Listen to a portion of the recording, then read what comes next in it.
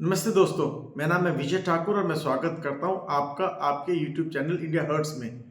आज हमारे साथ हैं मिस्टर कुमार अमिताभ जी, जो काफ़ी सीनियर जर्नलिस्ट हैं और जिन्होंने तकरीबन तकरीबन 35 साल दिल्ली की राजनीति को कवर करने में दिए हैं। ये जागरण और एएनआई टीवी के साथ जुड़े रहे हैं। कुमार अमिताभ जी, आपका बहुत बहुत स्वागत है हमारे YouTube चैनल के अंदर। सर, आज हम बात करेंगे दिल्ली के इलेक्शंस को लेकर के कि वहाँ पर मुस्लिम्स की आने वाले टाइम में कैसे राजनीति रहेगी और किस तरह से हमारे दिल्ली के इलेक्शंस में वो एक बहुत बड़ी गेम चेंजर की भूमिका अदा कर सकते हैं। देखिए, काफी अच्छा रोल है, उनकी भूमिका हमेशा होती है। इसीलिए जो प्रमुख पार्टियां हैं वो उनको अपने साथ रखना चाहती हैं। पहले कांग्रेस के साथ वो रहा करते थे, अब आप के साथ वो रहते हैं और उनकी कोशिश ये है कि उनके पक्ष की ही सरकार हमेशा बने। अभी कांग्रेस और आप में जो लड़ाई हो रही है उसका मूल कारण यही है, मुस्लिम वोटर्स है, क्योंकि वो एकजुट होकर के वोटिंग करते हैं। जब वो एकजुट होकर के एकमत होकर करते हैं वोटिंग, तो सीधा सीधा फायदा मिलता है जो भी पार्टी होती है। जहां तक मुझे ध्यान आ रहा है, लगभग 30 सीटें ऐसी हैं जहां मुस्लिम और दलित का बड़ा अच्छा संयोजन है। तो उन सीटों को सीधे सीधे जीतने में ये एक तरीके की चाबी है। मुस्लिम वोट जो है चाबी है। आपने देखा कि किस तरीके से अरविंद केजरीवाल जो है वो कांग्रेस के ऊपर बहुत ही तीखे हमले कर रहे हैं। मुझे ऐसा लग रहा है कि कांग्रेस जो है वो अभी थोड़ा धीमे चल रही है, जबकि होना ये चाहिए, क्योंकि कांग्रेस के अस्तित्व का सवाल है और उनका इंडी गठबंधन अब पूरी तरह से बिखर चुका है। तो कांग्रेस को चाहिए कि वो मजबूती से लड़े। अब तक दिल्ली की राजनीति में कांग्रेस मात्र इसलिए मजबूती से नहीं लड़ रही है कि कहीं बीजेपी की सरकार न बन जाए, लेकिन ये कोई अच्छा संकेत नहीं है, अच्छी रणनीति नहीं है। मुझे लगता है कांग्रेस को इससे आगे बढ़ करके और पूरी शक्ति के साथ लड़ना चाहिए, क्योंकि अब उसके अस्तित्व का प्रश्न बन रहा है। आने वाले 2029 के लोकसभा चुनाव की तैयारी उसको आज से ही शुरू कर देनी चाहिए। और ये भी स्पष्ट हो गया है कि कांग्रेस को जो उनके सहयोगी दल हैं, जो माने जाते रहे, इंडी गठबंधन जो बना था, उसमें जो दल हैं वो कांग्रेस को अपने प्रदेशों में नहीं पनपने देना चाहते। अच्छा तो ये कुमार भारी अमिताभ नुकसान है। अच्छा कुमार अमिताभ जी, जैसा कि हमारे पास कुछ एक आंकड़े हैं, 21 लाख के करीब शायद मुस्लिम वोटर हैं और 6-7 कंस्टिट्यूंसीज तो ऐसी हैं जिसमें वो बिल्कुल ही डोमिनेंट हैं। उनके बिना वो ही डिसाइड करेंगे कि कौन जीतेगा कौन हारेगा। और 15 के करीब ऐसी कंस्टिट्यूंसीज है जहां पर वो एक डिसाइडिंग फैक्टर है, मेजर डिसाइडिंग फैक्टर है। और उसके साथ साथ आपने आज बता दिया कि दलित का भी कम्बिनेशन है। तो टोटल मिलकर के आपकी 21 कंस्टिट्यूएंसीज ऐसी बैठती हैं जहां पर कि और ये गढ़ जिसके पास जाएगा दिल्ली की सरकार उसी की बनेगी। क्या ऐसा करे कि कांग्रेस आपके उन मुस्लिम वोटर्स को अपनी तरफ ला सके? देखिए, मुस्लिम वोटर्स आज भी कांग्रेस का इंतजार करते हैं। कांग्रेस अगर पूरी शक्ति से लड़ेगी तो मुस्लिम वोटर्स उनकी तरफ जाएंगे। इस बात को कांग्रेस जो है वो अपने भाजपा वाले डर से जो उसके दिमाग में छाया हुआ है, उसकी वजह से वो अपने पूरी शक्ति का इस्तेमाल नहीं कर रही है। अभी आपने देखा कि जैसे ही अजय माकन और संदीप दीक्षित ने अरविंद केजरीवाल पर हमला किया, तो कितनी तगड़ी प्रतिक्रिया आई थी। तो कांग्रेस को चाहिए कि उन दोनों को पूरा खुली छूट दे, अपने ऐसे नेताओं को जो विपक्ष के ऊपर बहुत तगड़ा अटैक कर सकते हैं, उन सबको सामने लाना चाहिए।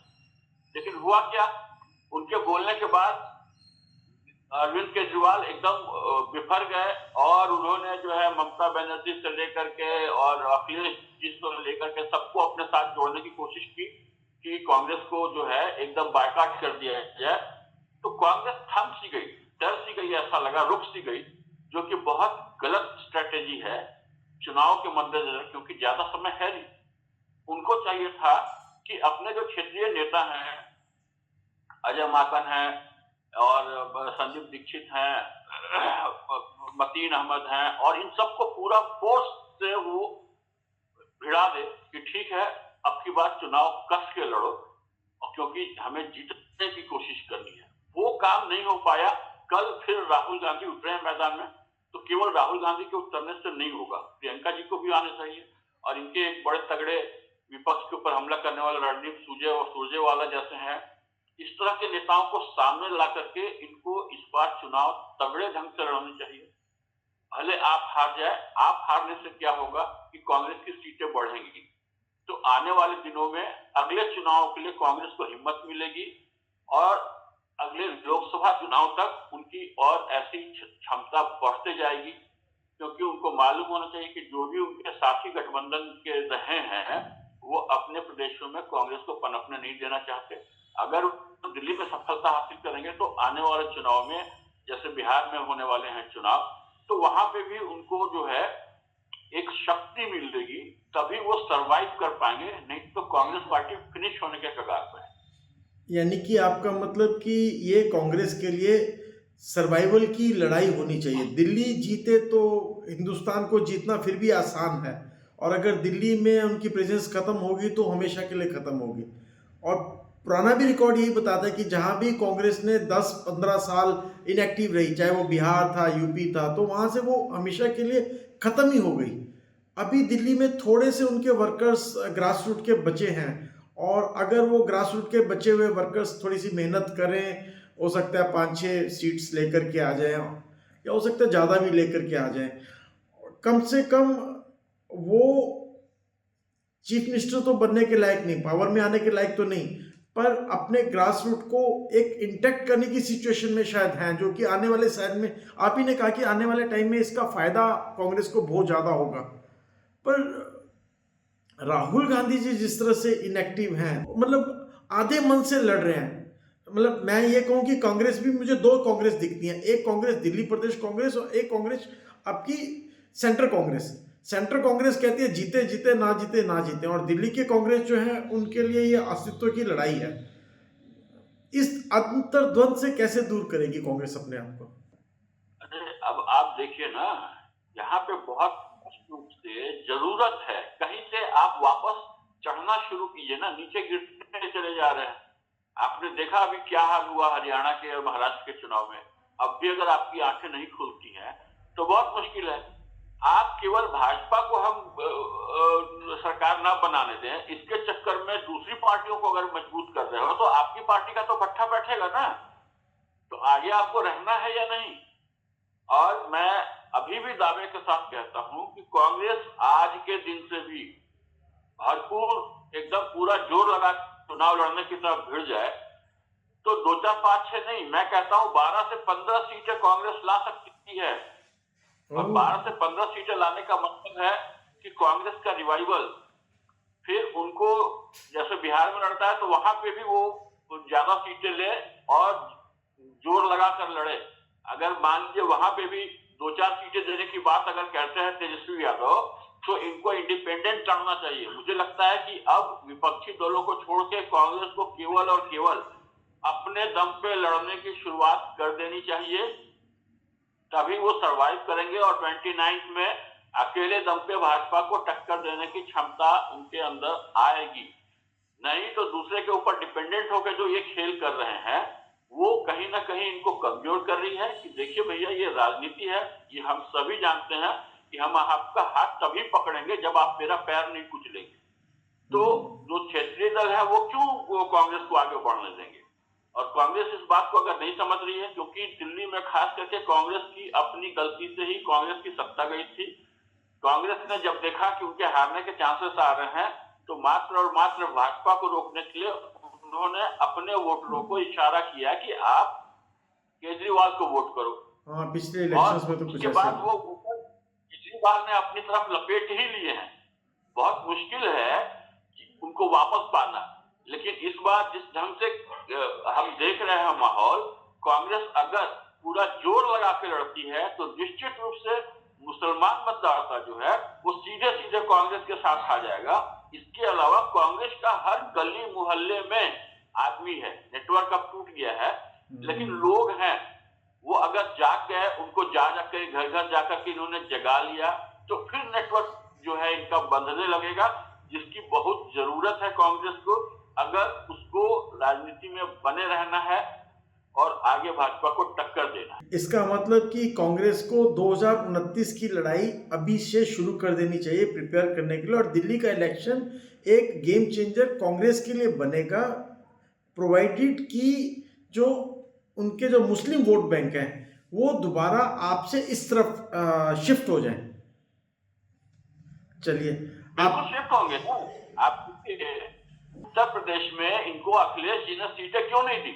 मात्र 2 सीटें दे रहे थे, उसके पहले भी प्रॉपर सीटें नहीं दे रहे थे ना, क्योंकि उनको समझ में आ गया था कि पिछले चुनाव में कांग्रेस के साथ, विधानसभा चुनाव में कांग्रेस की जो सीटें बढ़ी हैं, तो उनको समझ में आ गया कि अब कांग्रेस फिर बढ़ने लगी है। तो उपचुनाव में उन्होंने सीटें, केवल 2 ही सीटें ऑफर की, जिसकी वजह से नाराज होकर कांग्रेस ने वो सीटें नहीं दी। और कांग्रेस ने भी हरियाणा में उनको सीटें नहीं दी थी, तो झगड़ा होना तय था। तो ये गलती कर रही है कांग्रेस।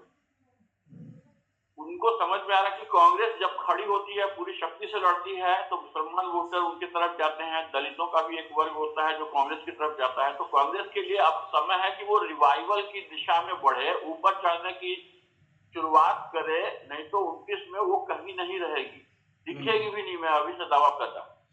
तो ये दिल्ली का जो चुनाव है ना, वो उनके लिए तैयारियां हैं 2029 की, और वो उन्हें अभी से करनी पड़ेगी। ये बात राहुल गांधी को और प्रियंका गांधी को समझ में आनी चाहिए। उनके पास सिपाह सलार हैं, उनको थोड़ी छूट दें, उनको प्रमोट करें और उनको खुलकर चुनाव लड़ने दें। आप अजय माकन ने कितना तगड़ा जो वार किया था कि तिलमिला गया था केजरीवाल, बिल्कुल। तो उसको अगर आपने रोक दिया, प्रहार आपने रोक दिया, तो आप कमजोर हो गए, लोग आपके साथ आएंगे क्यों फिर? आप बिल्कुल ठीक कह रहे हैं। रादर अजय माकन ही था जिसने शायद आपका ये जो शराब घोटाले को एक्सपोज किया था शुरू में, और उसको इस लेवल पे लेकर के आया था। बाद में तो कांग्रेस ने थोड़ा सा उसके ऊपर बड़ा ढीला ढाला रवैया अपनाया। और ऐसा नहीं है कि कांग्रेस के पास नेता नहीं है, कांग्रेस के पास नेता भी है, कार्यकर्ता भी हैं। बस जो हमारा टॉप रास है कांग्रेस का, वो आप राहुल गांधी कह लीजिए, प्रियंका गांधी कह लीजिए, सोनिया गांधी कह लीजिए, उनकी तरफ से इच्छा शक्ति या एक इशारा देने भर की देर है। अब शीला दीक्षित ने जो काम किए थे उसका जवाब नहीं है। उनको लिस्ट बनानी चाहिए और एक एक काम जनता के सामने गिनाने चाहिए कि शीला दीक्षित ने ये सब काम किया था, और उसके बरक्स अरविंद केजरीवाल ने क्या किया है वो सामने रखना चाहिए। ये केवल ऐसे ही जैसे राहुल गांधी बोल दे रहे थे कि अरविंद केजरीवाल बेकार हैं, मोदी जी बेकार हैं, उससे काम नहीं चलेगा। जनता को तुलनात्मक जो है ना, कंपैरेटिव स्टडी दिखानी पड़ेगी, और उसके लिए उनका थिंक टैंक काम करे। वो काम ही नहीं कर रहा है। आप खाली बकवास करने से लोग नहीं सुनते हैं। आप उनको प्रॉपर अपना पूरा डेटा निकलवा करके और उनको बताइए एक एक करके। आपने देखा है जिस तरीके से मोदी जी गिनाते हैं कि काम अपना, आप भी गिनाइए ना। आपके पास दिल्ली में आपका किया हुआ काम है, बिल्कुल उसको गिनाइए। शीला जी ने काम किया था यहाँ पे, दिल्ली को एक डिफरेंट लेवल पे ले आई थी, तो उन सबको गिनाइए। प्लस आप बताइए कि कहाँ कहाँ केजरीवाल लैग कर रहे हैं। अभी तो मुझे लगता है कि कांग्रेस को भारतीय जनता के पार्टी के बारे में सोचना भी नहीं चाहिए, बोलना तो दूर की बात है। अभी केवल और केवल वो केजरीवाल को टारगेट करेंगे, क्योंकि दोनों का वोट बैंक एक ही है। तो उनको पहले अपना वोट बैंक है उसको विन करने की कोशिश करनी है, उसके बाद फर्दर वो सोचेंगे बीजेपी पे अटैक करना। तो ज्यादा बेहतर रणनीति होगी, जो कोई अभी तक ये लोग नहीं करते हुए दिख रहे हैं।